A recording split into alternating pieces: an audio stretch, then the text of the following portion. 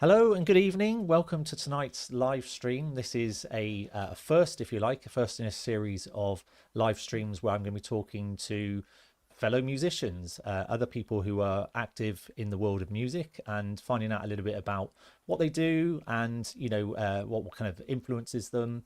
And I thought it'd just be a nice way to kind of build a sort of a bit of a community and to find out really and collaborate with other musicians. So tonight we've got Carl Major with us. Good to see you. Hope you're doing well. And Right. we've got Charlie who's just said good evening as well. Hello, Charlie. Good to see you. You've had a good. I know you said just a moment ago that you're glad it's the weekend. Busy week, was it? It's been an extremely busy week at work, yes. Lots and lots and lots to do. Even though it's summer, quite a few people are on holiday, but there's still an awful lot to do. We've got some big projects at work this year. Okay, so it's no rest at the moment. Then everything's all No, all go. no. Yeah, I mean I'm quite lucky in that this is my quieter period. Still Mm. stuff going on, but it's definitely this is where things just quieten just for a little bit, and then from September then it'll be back up to full speed, Full speed, full steam full ahead. speed ahead. Yeah, exactly. So I guess the first thing I wanted to ask you is a little bit about just how you started out in music. Like where did it all begin for you? Because I came to music quite late. I was about 15 or 16 before I even realized I had any kind of musical bone in my body. Mm. But what about you? How did things kind of start out for you? Passively, quite early, I think. Um, um, I can't remember it all myself, but I'm told that when I was very, very small, I used to sing along to the radio. Mm. And I'm old enough now to be able to say that when I was little, the Beatles were still together. Yeah, Yeah, they were always being played on the radio. Quite a few other things as well. And but at some time, I think I was probably in primary school. Um, there appeared a guitar in the house, and I'm not entirely sure what the connection was. mm. But I picked it up and started strumming at it, and then luckily at my primary school there was a teacher who was giving lessons. So I uh, had the opportunity to have guitar lessons at primary school. Um, so it's very traditional classical Yeah. things. And And was it that love at first develops. sight, or did you feel like with the lessons you had to kind of work at it a bit to get sort of engaged? Um, I liked it on its own because I like to try and find different sounds that weren't in the music that we were supposed to be playing. It was a very very classical type of thing. Imagine um, so the children at Christmas have to do some sort of turn for the family, Mm. and so playing the guitar, and then you got your old aunts and uncles and grandparents and so on there, and then you play some Bach prelude or something, and then there's always somebody who says, "Well, play something that we know." Yeah. Um, so it branched off there, and at that time, I was about 8 years old, I think, and then I heard Tubular Bells for the first time.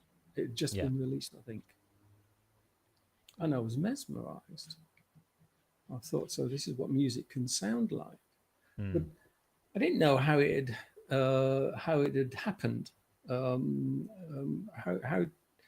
How do records happen? That sort of thing. Yeah. Yeah.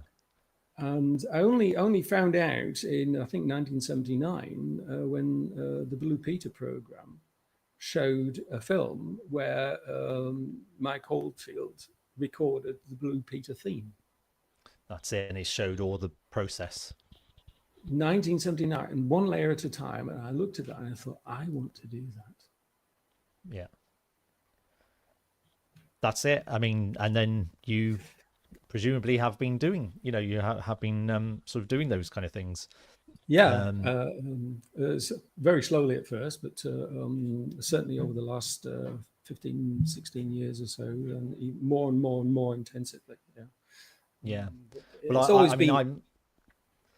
I'm sort of of the generation. I was born in '81, but I remember when I did start first recording, I had a little 4-track tape Mm, recorder, and I didn't really know what I was doing, but I would kind of like record over things, and like I would probably record too much onto the tape, so things would bleed in, and there'd be all kinds of like artifacts and weird things that would crop up, and and I kind of I kind of enjoyed that. I think obviously now everything's a lot more kind of digital, I suppose, but yeah, mm. I quite liked the the kind of the tape recorder, and the you not ever quite knowing what you were going to quite get out of it, in terms Yeah. of the final product.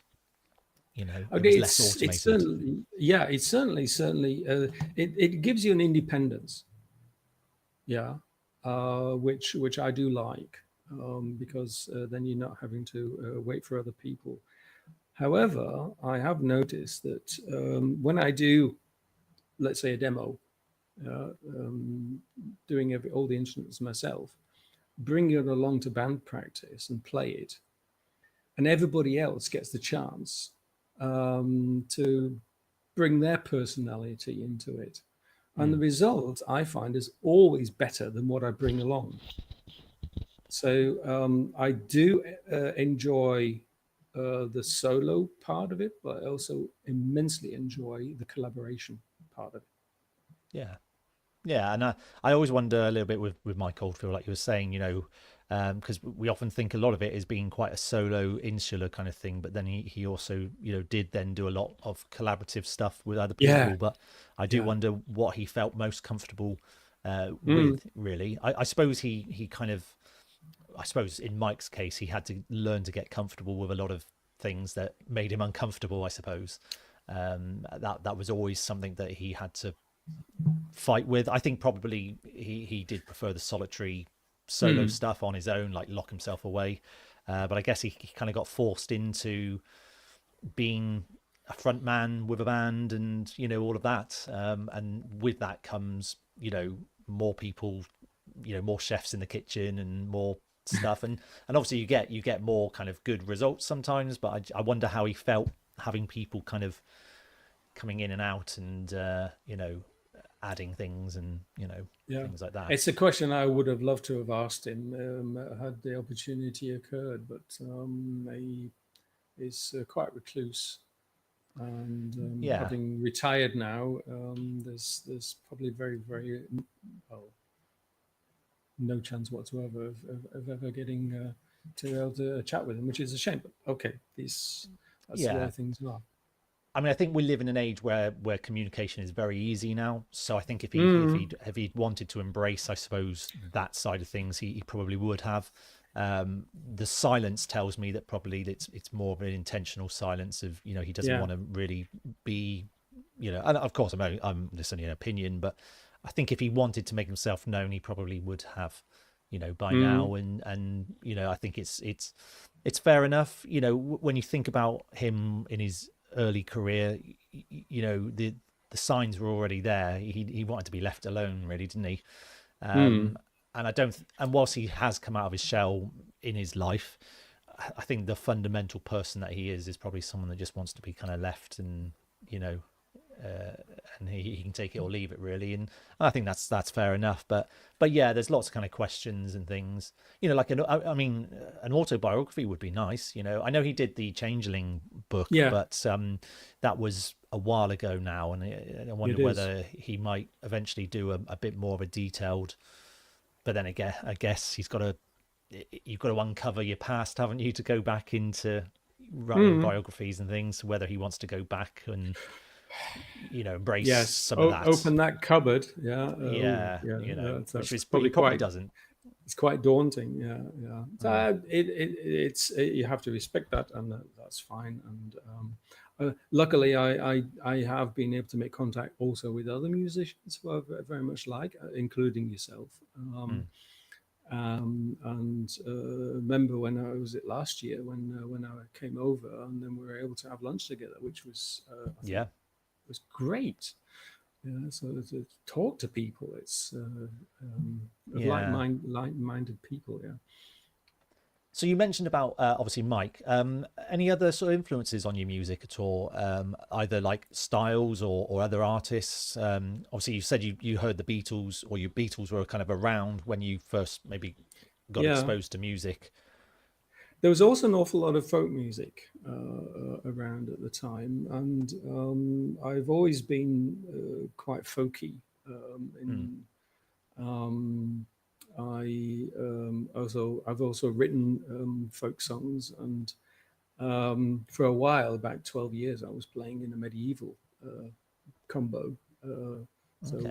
with the medieval costume and the lute Yeah. and played the Nice. Baron as well, which so I picked that up from the not immediate but um, uh, the family Mm. from the countryside, and but also I. So the late 70s or in the 70s, starting to listen to so progressive rock.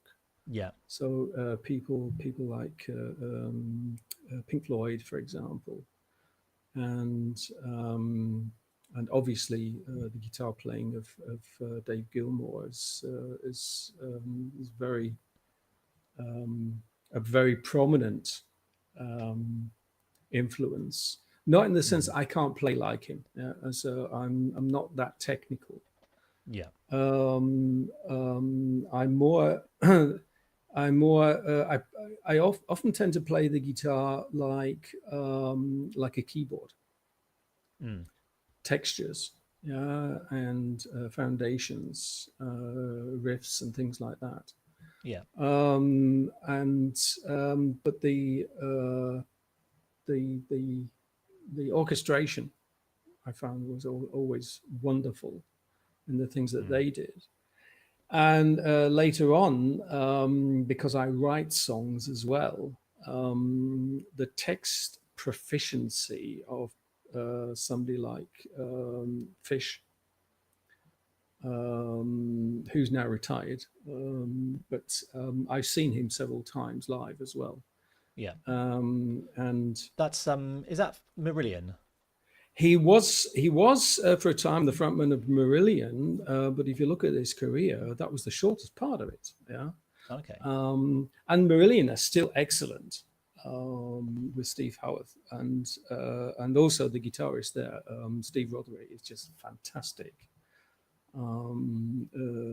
Certainly an example for me of how to bring melody in Mm. into the guitar playing. Whenever And anyone says fish, I always think of Chris Squire, because I don't know if you know that was ah, his nickname. yeah. Um, I'm told that it's actually called Derek William Dick. That's his proper name. But he got the nickname okay. Fish because he used to spend a lot of time in the bath. Uh, Yes. Yeah. yeah, and in terms of songwriting and musicality as well, Mark Knopfler has Mm. also been a very, very big influence. And I find some of these styles creep into the things that I write as well, um, What because about, because you they were talking about bring atmosphere. yeah, you were talking earlier on about like how you were doing like Bach preludes and things, and more the Mm. classical side of things. Do you feel the classical side of things is still kind of there in the background, or do you feel you kind of drifted a bit from there? I have drifted a bit from there, but some of the chordal constructions from there, I think, have carried over. Mm. So adding in a chord that you wouldn't expect, for example, is something I like to do. I Yeah. like to do. I like to use suspended chords I like to use flat 7 chords, 9 chords, for example, 6 chords, because they make something more interesting. You can bring a melancholy into it if you add a sixth. Yeah. Yeah, for example, or you can add like a jazzy feel if you add a ninth. That's that sort of thing. Instead of just the basic standard chord sequences that everybody has heard a dozen times, Yeah. Well, I probably think if you use more. anything other than 1, 3, or 5, you've got a dissonance automatically by default. So, I think if you're going to use any chords that have anything that other than 1, 3, and 5 in it, then Yeah, it adds that tension. Some more than others. But yeah, I think for me, I've always found it very hard to use conventional chord progressions. It's always been something I've struggled with. I don't know why. I think I think I have wandering hands on the keyboard. I think sometimes if I'm playing some chords, I will just sort of shift around, and maybe just by like a semitone in one direction, and then suddenly before you know it, you're in a completely different kind of key area. And yeah. I think that's just something that just I naturally did.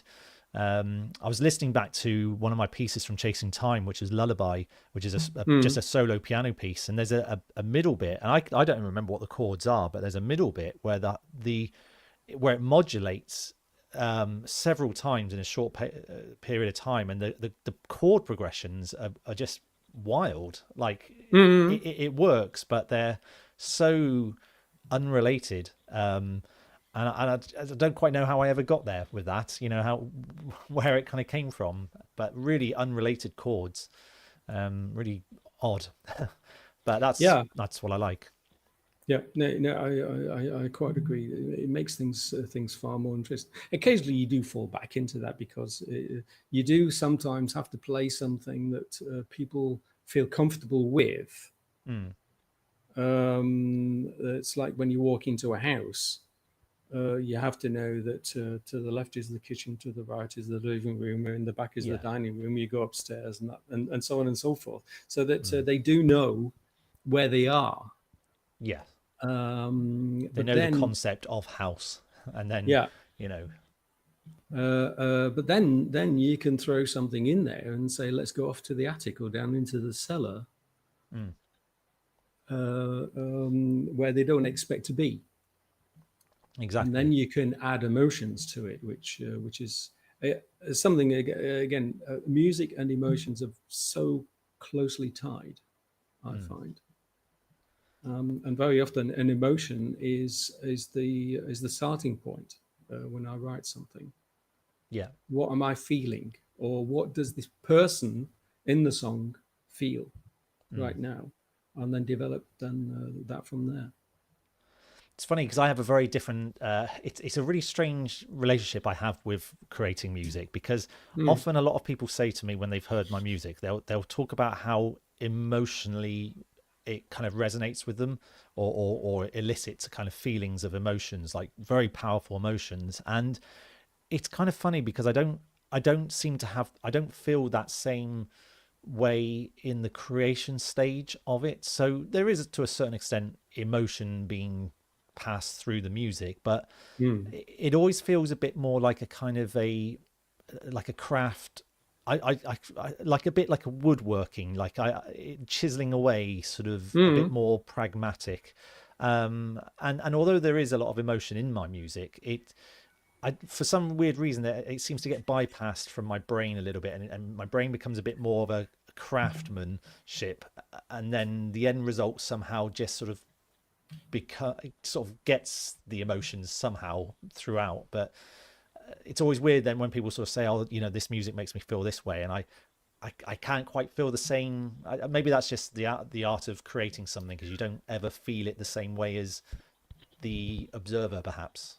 No, that's the nice thing, I think, because the observer or the listener projects their own experiences onto the music and often finds their own emotions in there, Mm, which again, uh, um, I once read a quotation that music is the most immediate of all the arts. It's consumed in the second that it's produced, Yes. which I think is a very profound statement to make. But I agree with craftsmanship. Sometimes you do have to work at things a long time. Mm. If it's a piece of wood, it's not just a chisel and a saw. Sometimes you have to use very, very fine sandpaper over a long, long, long period.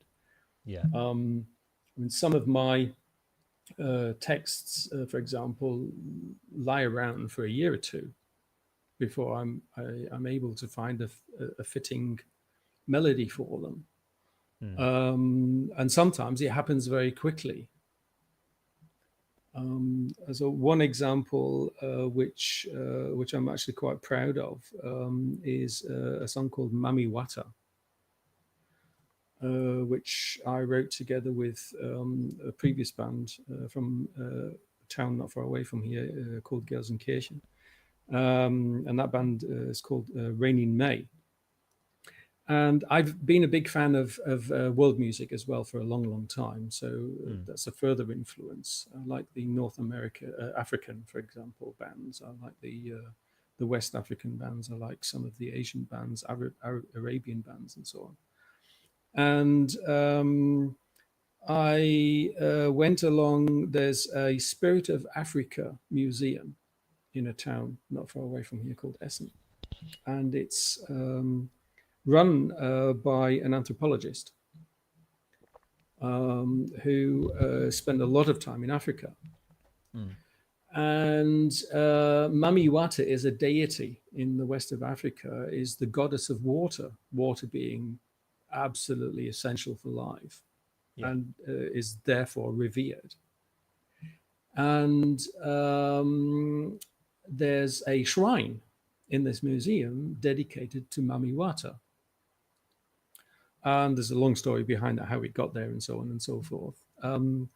But he mentioned the curator, this anthropologist. He mentioned that Mami Wata, being a female deity, likes things that women like. And while I was there, I happened to have, I don't use them myself very much, but I always like to have a plectrum in my pocket. Mm. And a very nice marbled red plectrum. And I said, she probably likes music. I said, yes, certainly. So I placed this plectrum then on the altar. And 2 days later, I had this idea because I'd read about water scarcity. Mm. And I had the idea for the text for a song called Mami Wata about this water deity and how important water is. Yeah. And that was lying around for a year until I happened to see a North African band from Mali that I very much like, called Tamicrest. And we guitarists, we listen with our eyes. We like to see where are the fingers, what's he Yeah. doing? And then I noticed he was playing with his fingers the way that I do. So I watched him very carefully, and then I went home and tried to emulate that. And then suddenly I had a melody that fit exactly to that music, to those texts, to that text about Mami Wata. And then I recorded it with band. It's on YouTube. If you look for Rain in May and Mami Wata, for example, you'll We'll find definitely it. we'll put the links once after the end Yeah, of the live. I'll put any links that you want me to put in, and then yeah, obviously we can have a little look definitely at that. yeah. Yeah. And at the end of that, I read from the World Health Organization and from the United Nations committee papers on the right to safe, clean drinking water from their resolutions at the end of Mm. that. And I dedicate that every year on the 22nd of March to World Water Day. So if there's anything I've ever written that I get remembered for, I hope it's that one. Yeah. Well, I hope. Well, I mean that it's always nice when you have a piece that sort of ties with a like an anniversary or some kind of special event of some kind. I Of think course, yeah. it always yeah, it's always going to sort of have that kind of longevity, I suppose. and relevant, each time it comes round. So, which brings us on to, what are you currently working on? Have you got anything that you're doing at the moment, or is it sort of a bit of a drier period for creativity? It doesn't dry up, I've noticed at all. So every week or two, I come up with a new idea for a song and I write down either some text, or because I've been playing the guitar and just noodling around, as you say, and Yeah. then something sounds right, so I write it down. So write it down on little scraps of paper here. So what I've just done, and um, sometimes construct things from that. Um, um, I currently only have two fixed projects. Have a rock band called the Badlands Syndicate, and we have some live recordings also on SoundCloud, which I can give you a link to. And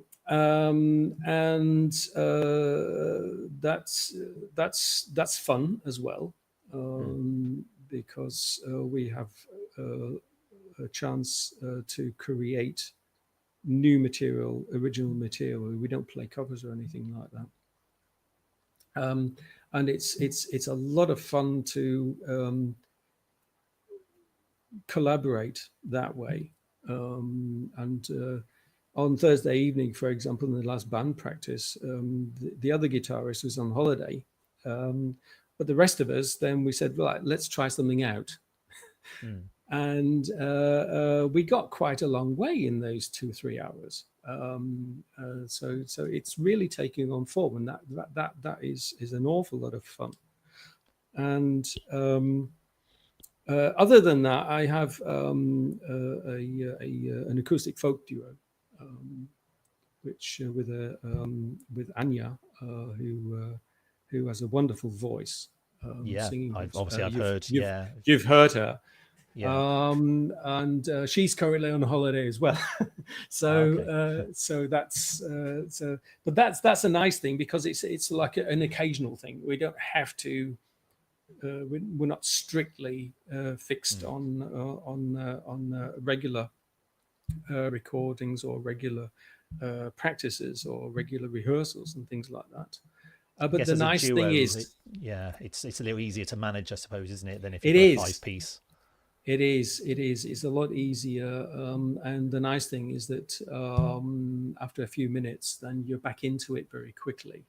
Mm. When you do get together. And one of the wonderful things about Anya is she can instinctively find the second voice, harmonize. Mm. And so if I go up, she goes down. If she goes up, I go down, and so on and so forth. And we do that Yeah, automatically, and that is a lot of fun. Because sometimes that makes performances very spontaneous, and then you actually sing a harmony line which you haven't sung before. yeah. It just kind of It emerges. just happens, yeah. Which is, and then suddenly you think, "Whoa! I think we ought to write that down." Yeah. Yeah. So those are the things that I'm currently working on. I do have a project on the back burner that's been on the back burner for a long, long, long time. My Is back burners have got back burners. That's how it feels. yeah, yeah, there is something that I've been wanting to do for a long, long, long time, and that is more like a concept idea Mm. with mostly folk influences. There is. I grew up in the north of England and spent a lot of time in the countryside in the north of England, and also in Scotland, where also part of the family originates. And I was always fascinated by the dry stone walls. Mm. Literally, so threading across there are thousands of miles of dry stone walls, and I couldn't help thinking, who built these? Who were the people? Mm. And I would love to be able to tell their story musically. I imagine a summer up in the north, um, where people have been building these walls. Um, Effectively, it was 2 or 3 acts of parliament that forced them to do this Okay. in the 17th and 18th century, the Enclosure Acts, and uh, they cannot possibly have gone down in the evening into the valley and then the next morning have gone up. And Yeah, Charlie was just asking okay, whereabouts. Carl, yes, in the Yorkshire Dales, in the Lake District, but also up in the Cheviots and occasionally North York Moors. And also in the borders areas of Scotland. As you go further north, there are less and less. But that's very, very much the northwestern part of the Yorkshire Dales, the Howgills, and the Lake District. That's why I saw these a lot. And I imagine that they cannot have gone down into the valley in the evening and the next morning gone back up and carried on working. They must have camped out. So they must have had a campfire and they must have sung songs around the campfire and so on and so forth. Ah, yes, Skipton, exactly. Yeah. Yeah. That is The neck of the woods. that is that area. That is the area. So that's the limestone area, for example, there, which are very, very visible because of the white limestone against the green fields in the background. That's, Yeah, I you imagine can that see does them for stand out. miles and miles and miles. Yeah. And I thought, yeah, what is their story? And I've made notes and I've made sketches and I've had ideas and recorded a couple of ideas and so on, but I've not got around to doing the whole thing yet. And Yeah. that would be a great thing where you have a narrator. So Well, a I narrator tells the story, yeah, as you did well with the Jem, yeah. Yeah, well, if you ever need his details, I know that he's I'm sure he won't mind me saying, but he's had a bit of bad luck, I think, recently with work, Oh, and I think he's possibly on the lookout for work. But if you ever need his details, because he is a great guy, he's a really good guy, and but of course it depends what kind of voice. Yeah, I mean, he obviously do different voices, but you might have a particular particular voice in mind, really. But yeah, but no, that sounds good, but quite ambitious, I suppose. it is. It is. It's so ambitious. That's probably why I've not got around to really delving into that, especially because songs come quicker. So I that's mean, that's what. maybe you have to think of it as just being songs, and then you sort of weave it a little bit more once you've got the kind of the songs together. Mm, Because songs for me is my weakness. It's the area I struggle with. mm, I don't feel I'm very qualified to kind of guide too much when it comes to songs. But sometimes, yeah, you have like little fragments, I guess, and then it's trying to stitch it together, I suppose, into something that's cohesive. Then, yeah, but certainly, and I mean, we have talked about a possible further collaboration, the two of us as well. Probably, I would imagine not just myself. I mean, you do have quite a few people on hand. But it was very enjoyable. For example, with Nature of Solitude 2, being able to provide things on your direction to that. And yeah, and can show it you live. Those were played on this. very nice. That is nice. I like the color. Yeah, so it's a very, very traditional Fender Telecaster color. Yeah. Yeah, I think the problem I've got at the moment is I've got lots of different albums in my mind that they're all very different to each other, and I think my brain's finding it hard to kind of zone in exactly where I want to kind of go, really. But for a long time I've wanted to write more of a folk based vocal album. Yeah.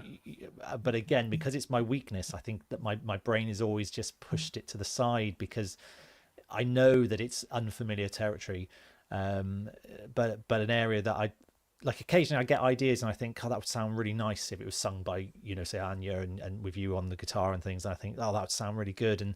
But just something sort of just stops me from ever going any further than that. So, but hopefully that would be a good, collaborative sort of effort then.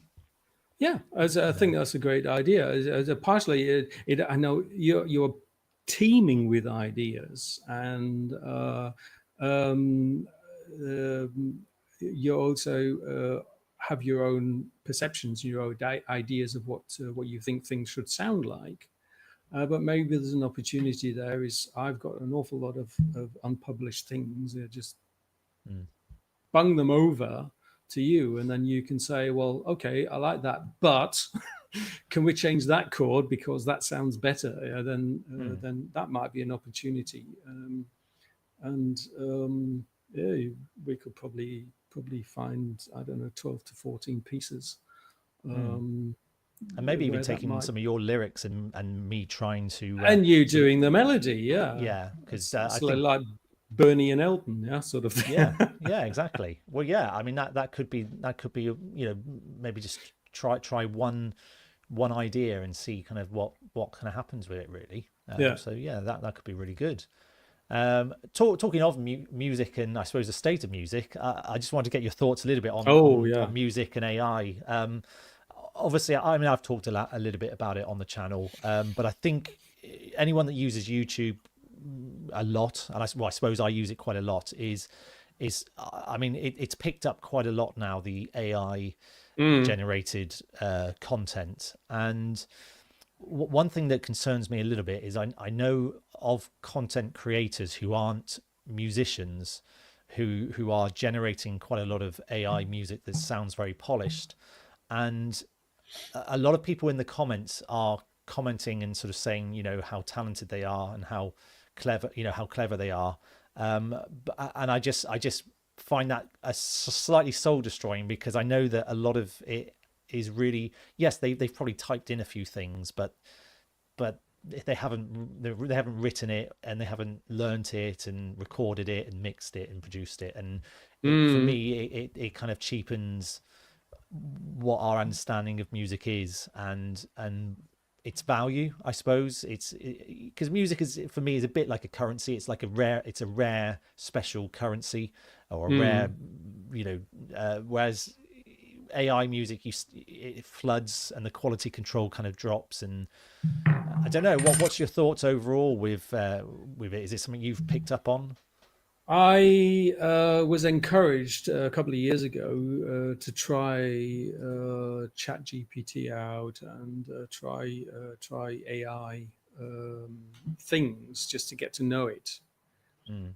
And I gave Chat GPT the task of writing a sonnet in the style of William Shakespeare to celebrate his birthday on the 23rd of April, but reminiscing and thinking that people will forget it. They won't remember it. Yeah. And it wasn't bad. Mm. I did have to correct a few things in there because that just didn't sound right. And I thought, well, ChatGPT is a large language model based AI, if you like to call it that. So my own opinion is artificial intelligence isn't. Um, uh, what these things do is they utilize the built in intelligence in the language. Yeah. Our languages have developed over thousands and thousands of years with many, many, many iterations, additions, and so on and so forth. And so they incorporate their own intelligence. And if you have some form of algorithm which is able to um, calculate what is the most likely word that will come next Mm. based on all of this previous material, then it feels and sounds to most people like intelligence. It just isn't that. And Mm. similarly, if you get something doing music, harmonies or melodies even, and you give it a key, give it a time scale, a time signature, and so on and so forth, and a few ideas, then it will calculate what's the most likely thing that will happen next. Yeah. And it will sound familiar. It will sound intelligent. And you're probably familiar with the video series by Rick Beato, an American musician Yes. and producer, Yeah, for I example. saw his latest, well, quite recent, where he create, yeah, he Well, he created did a. exactly the same Mm, thing, and he's also being he's also very traditional because he was also a professor of music. You know, he actually taught it for many years, mm, and he is also very skeptical of it, and so on and so forth. But it does show um, you can produce something which is very difficult to differentiate from real intelligence. mm. Was it 2 years ago or so, about a year and a half ago? Um, Again, I was at a different conference, a technical conference, and in the restaurant in the hotel, there was music, uh, Mm. being played through the speakers and so forth, and I was listening to it and I'm thinking, hold on a second, that's AI, because it was so predictable. Yeah. It wasn't something that I'd heard before. It wasn't something that you'd hear on the radio or something that was known. But it sounded extremely familiar. But because it was so predictable, I thought that's AI. And I Mm. thought, well, in a couple of years, we won't be able to tell the difference. And it's probably for most people irrelevant. They don't mind. Yeah, that's. I think that's the thing that concerns me probably more, is that for musicians or people with that discernment, it does mean a great deal. But I think for the general public, they want to just know whether it feels good or sounds good, and if it's, unless they're sitting down to really critically listen to an album or something, they just want to know that they could put it on in the car, or, and if it sounds okay, if it sounds good, it's kind of enough. um Yeah. you But know then it doesn't surprise you. In the interview, again, it was Rick Beato actually did this interview with Sting, for example, with Dominic Miller. He was set together, and they had like a dual interview. And Sting said that if I'm not surprised by the music in the first 16 bars, I'll turn it off. mm, So you miss the surprise, and I think the surprise comes from humans. yeah. And so there's hope there. I think that there's definitely a place for human musicians, and we will outlive this AI hype thing that's going on at the moment. There's Mm, always a cycle, so it starts low and then it goes up and then it goes back down again. We will outlive that, because eventually people will want to listen to real people yeah. because they have more connection with real people. At And least one I thing I've hope. noticed, one thing I've noticed is that when I first started to hear AI music and AI songs and tracks, I was a bit scared because I thought, wow, this sounds very, very good. This sounds very authentic. But then I started hearing three or four more AI tracks over the course of time, and it was starting to pop out very, very quickly that this was an AI track, and it just, it sounds like real musicians playing real music, but it's like that. What do they call it? Uncanny Valley, is it? What was it when they referred Oh to? yeah, the yes, yeah. I think you're right. You see, Yeah, uncanny, yeah. something like that, The where veil, yeah. yeah, and I'm starting to hear that a lot now, where actually I feel like, unless the AI can start doing things that are, a little bit less formulaic, then it is just reasonably bland. And I think it's also because a lot of people are typing in lyrics, they're typing in words, and they don't necessarily have the lyrical understanding. Often Mm. some of these songs, the way the words are sung, it sounds like it's gone through some bad translation. You know, it's not, it doesn't quite fit human That's that goes back way. to the craft thing that you were mentioning earlier, because for example, it helps a lot if you have rhymes Mm, in music, in songs. It helps an awful lot. It helps you to remember them. It gives it then this familiar quality. So for good reason, songs over the centuries very often have rhymed. And you write, let's say, 4 lines, and the second and the fourth will rhyme. mm, And then you got 3 good lines, and then you think, okay, and now the last one has to rhyme with the second one, and you just cannot find the word that will rhyme with them. mm, And some people would just put something in there that does. And I just can't abide that. There's a German saying which more or less translates as "rhyme or I'll hit you." Yeah, and straight to the point.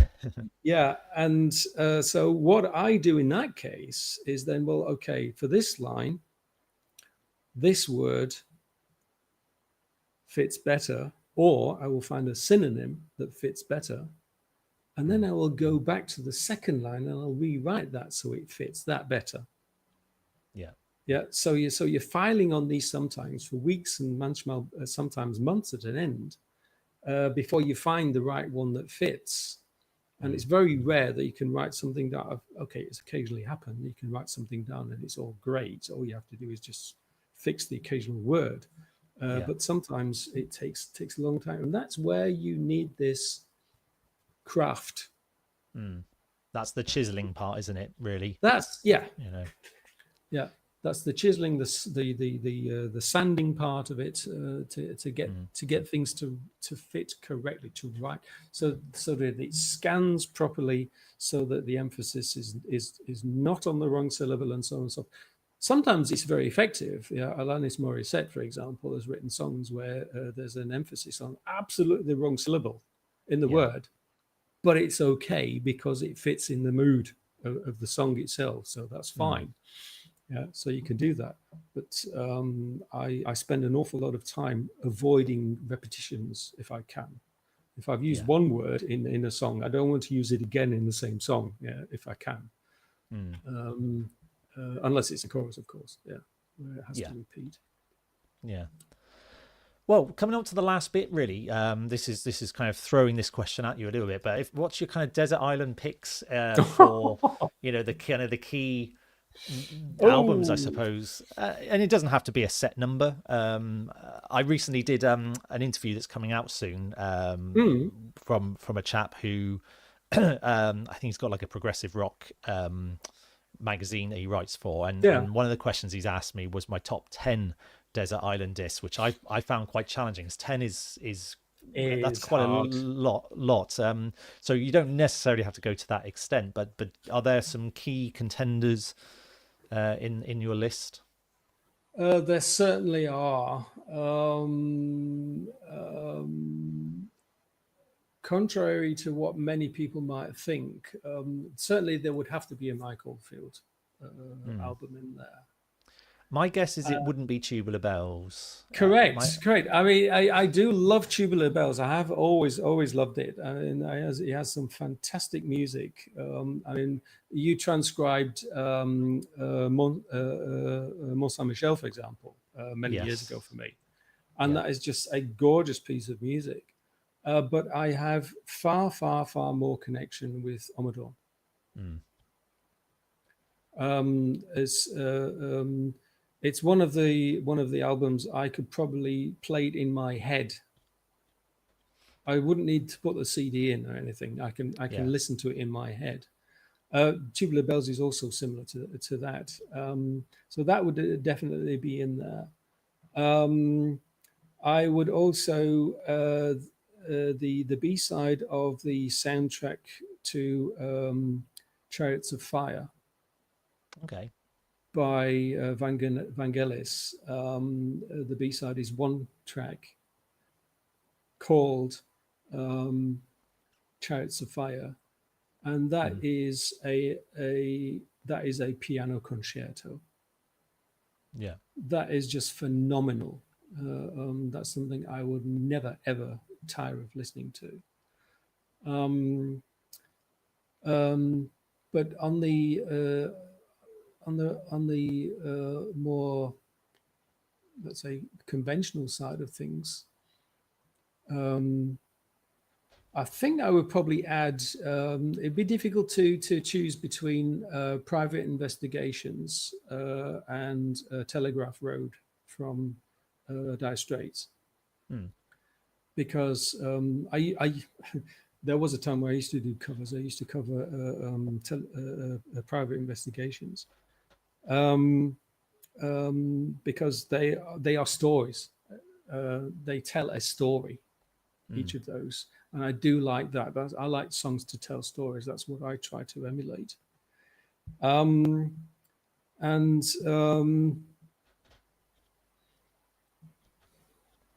maybe it would if I were permitted to have a whole album, then I would say Dark Side of the Moon Mm. as well, because again that is very complex, very differentiated across the whole time, Yeah, absolutely. and also tells an entire story for me, Mm. from start to finish. And it's an album So that just hasn't aged and never will. not It will at sound all. good in 100 years' time. It will still It sound will. amazing, It will. It you know, will. which is rare. It's um, so they're probably the ones that I would most likely put on my list. Other than that, I just far too many. There's just far too many. I love, Mm. for example, the Ninth Symphony of Antonin Dvorak. Mm. Uh,